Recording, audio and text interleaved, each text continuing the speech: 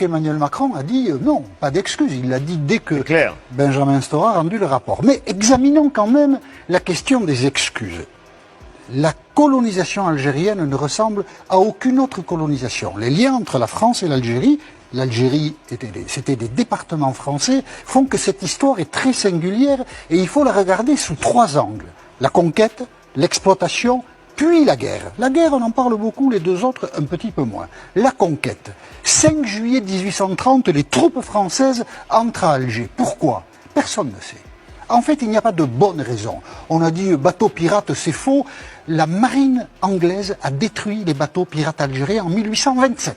Et les bateaux pirates, il en reste 3 à Alger en 1830. Donc, si Charles X décide de la conquête d'Alger, c'est pour des raisons de politique intérieure. Son pouvoir est contesté, les libéraux progressent, il veut faire une opération de prestige. Et Alger est conquis le 5 juillet, mais le 30 juillet, Charles X est foutu dehors. Et c'est Louis-Philippe qui lui succède. Et personne à Paris n'a idée de ce qu'il faut faire de l'Algérie. Et à partir de là, les militaires sont plutôt les maîtres de la situation et tout le drame algérien se noue là. Les militaires, un peu autonomes, un peu guidés par Paris, mais personne n'a de projet, vont, après Alger, conquérir l'Oranais et le Constantinois. Campagne de presse en 1845, des journaux anglais, des journaux allemands et des journaux français qui disent que la manière dont se comporte l'armée française vis-à-vis des musulmans est inacceptable. La figure de cette barbarie, parce qu'il faut l'appeler comme ça, c'est le maréchal Thomas Bugeaud, qu'on voit là, ici, qui est honoré encore à Paris aujourd'hui. En 1860, Napoléon III a baptisé une avenue Bugeaud. Pourquoi? Parce qu'en 1848, lors de l'élection présidentielle, Bugeaud a soutenu Napoléon III.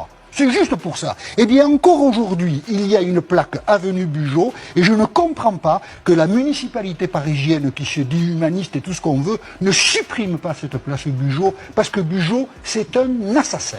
Ça, c'est la conquête, elle dure 27 ans. Alexis de Tocqueville, dans un rapport sur l'Algérie, où il dit beaucoup de bêtises, Alexis de Tocqueville, il dit ça, qui est quand même très juste, nous avons rendu la société musulmane plus barbare qu'elle n'était avant de nous connaître. Il y a eu des lanceurs d'alerte en Algérie. La conquête est terminée, l'exploitation commence.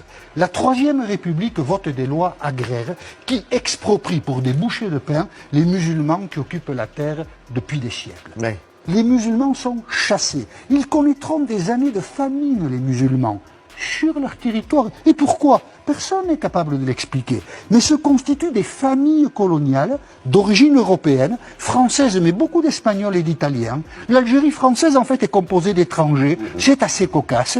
Se constitueront des grandes familles qui vont figer la situation politique. Déjà, Paris s'intéressait peu à l'Algérie. Là, c'est terminé. Les pieds noirs prennent tout en main. Et ils vont faire... Alors, déjà, on vole les terres aux habitants.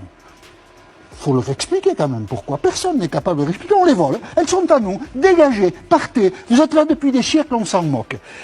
Ces familles pieds noirs vont organiser la déscolarisation pendant près d'un siècle de tous les jeunes Algériens. On va plonger un peuple dans l'ignorance. On a martyrisé tout un... Nous, Français, nous avons martyrisé un peuple pendant un siècle. Ça, c'est terrible. Puis, on pourrait dire beaucoup d'autres choses sur l'exploitation de l'Algérie. Vient la guerre.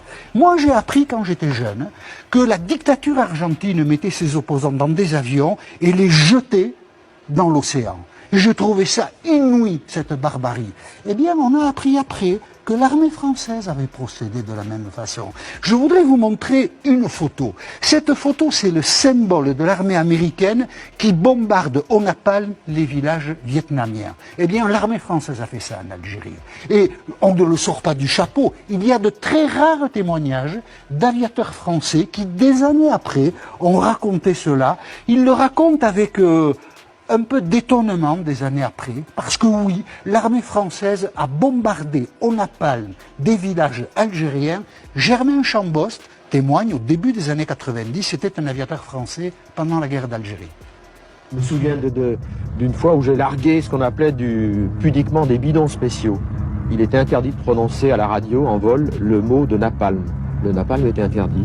Alors on appelait ça pudiquement des bidons spéciaux. J'ai largué des bidons spéciaux et après avoir largué le bidon dans la vallée qu'on m'avait demandé de bombarder, un avion marqueur avait lancé un fumigène et on m'a dit tu largues tes bidons sur le fumigène. J'ai largué mes bidons sur le fumigène. C'était ça la guerre, pour nous aviateurs. Et puis en dégageant, j'ai vu quelqu'un qui courait, qui avait le feu dans le dos. J'avais brûlé un type. Oui, c'est vrai, on y pensait après, on avait brûlé des types. En dégageant, j'ai vu que j'ai brûlé un type. La conquête, l'exploitation, la guerre, ce sont trois bonnes raisons pour présenter des excuses aux Algériens aujourd'hui. Parce que ce qu'a fait la France en Algérie pendant 130 ans est